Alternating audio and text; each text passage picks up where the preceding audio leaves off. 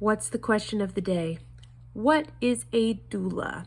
Okay, I'm a doula, so I'm here to tell you what it is we do and who we are. First of all, let me tell you what a doula is not. A doula is not a medical professional. We do not deliver your baby. We do not take vitals. We do not check your cervical dilation. We don't do any of those medical things. That is for your healthcare provider, be that an MD or a midwife. We cannot replace your medical provider. We're part of your team. So the way I think of a doula is a birth Sherpa. You hire a Sherpa if you're going to go on a great adventure. For example, you're going to climb Mount Everest, right? You can climb Mount Everest on your own. You can do that research on your own. You can go find all of the equipment that you need. You can make it happen. You're completely capable. However, if you hire a Sherpa who's been up that mountain many, many times, knows all the great places to stop, knows all the great photo ops, you're probably going to have an easier, more comfortable time. And that's what a doula does for your birth. A doula is a person who knows birth because they've spent a lot of time around birth, whether it's they've given birth many times, the way I have. I am a mother of 5, or I would like to say or they've done extensive training in birth. The training to become a doula requires a lot of reading. You typically have to attend a certain amount of births before you're allowed to be certified. So you must know this world. You must know this culture so that you can lead families through it. So the world of birth has its own culture, particularly the labor and delivery portion of it. And if you think about it in the grander scheme of being a parent, it's a very, very small part. And if the doctor is telling you, okay, you are 60% effaced at 0 station and 6 centimeters dilated, we can tell you precisely where you are in your labor and what that means to you.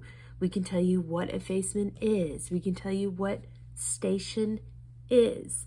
And then you don't really have to remember it, which I think is a huge relief. I would hope that you take a childbirth class. It's incredibly beneficial.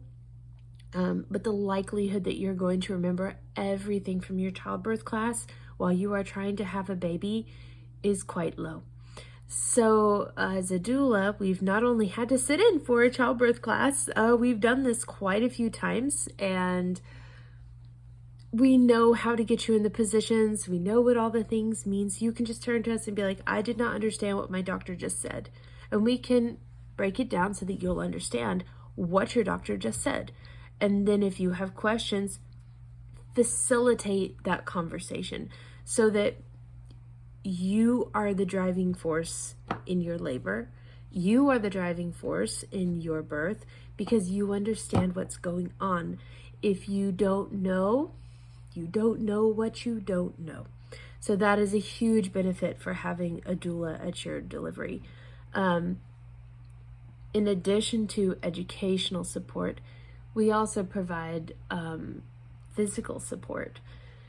Most doulas have extensive training in positioning for labor besides just laying on your back. I actually don't hate the on your back position. It has a place, it has a time when it is valuable. If you are exhausted and you've been pushing for quite a while and you want to literally fall asleep between those pushing contractions, on your back is a great position for that.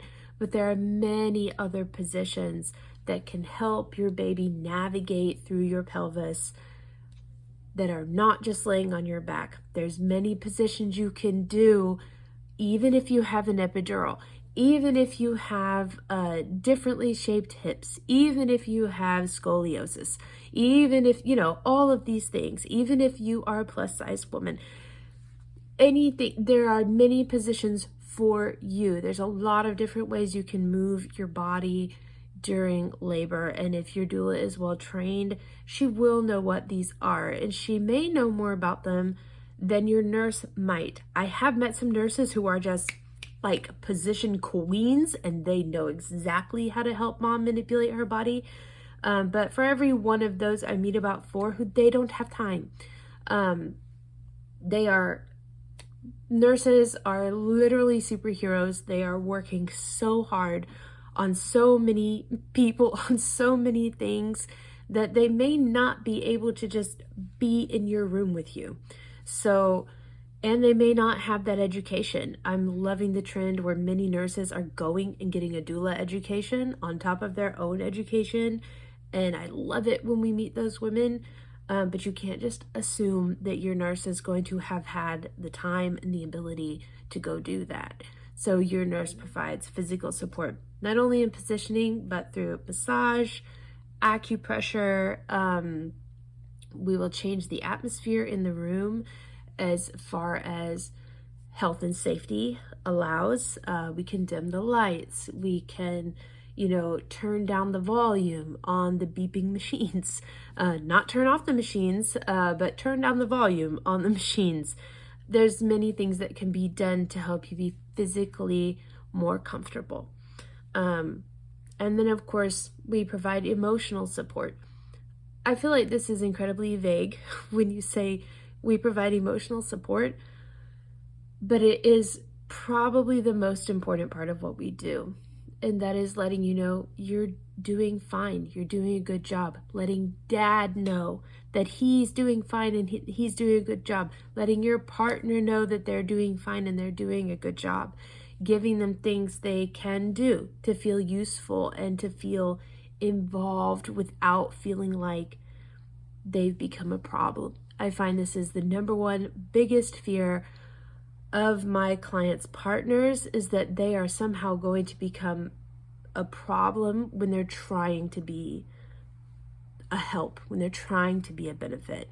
So we help everyone figure out how we can all work together as a team, how we can make sure communication with doctor is really good, how we can make sure communication with the nurse is really good, and the communication between partners is really good.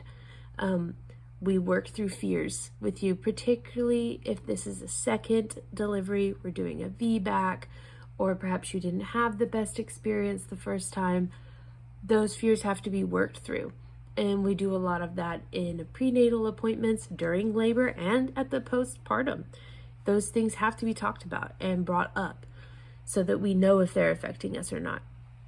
A lot of doulas, I know a big part of it for me is helping you use breathing techniques and visualization to relax into the discomfort of labor and delivery. Because I know if you're a hypnobirthing mama, you can just kind of skip past this part, but in my opinion, the fact is birth is uncomfortable, no matter how you flip it around, but you can reframe the pain to being discomfort so that it feels less scary. Because the fact is, when you feel like you can't do it anymore, you're probably almost done. So we can help by reframing, by breathing, by being very present, using visualizations, using mantras. Even if your mantra happens to be a very long, drawn-out curse word, this can still be very beneficial. Then the last thing doulas typically do is we're a resource. If you want to try acupuncture to go into labor, your doula should be able to give you some good places that other clients have gone to, or that perhaps she has gone and checked out. She should know some lactation consultants. She should know a place to go for postpartum and prenatal massage.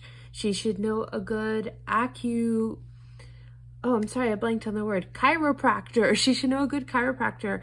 There should be mom groups that she can refer you to. A huge part of being a doula is being a resource for your families to help them find the support that they need. All of this and more is what a doula brings to your birth and your delivery. So if you're looking for a doula in your area, do a quick search. They typically will pop up on Google. There are some great doulas in the area that I'm in, which is in Round Rock and Austin, Texas. So just look around, interview several. If you want to see another video about how to interview your doula, Let me know in the comments and I'll put one of those out too. Be well.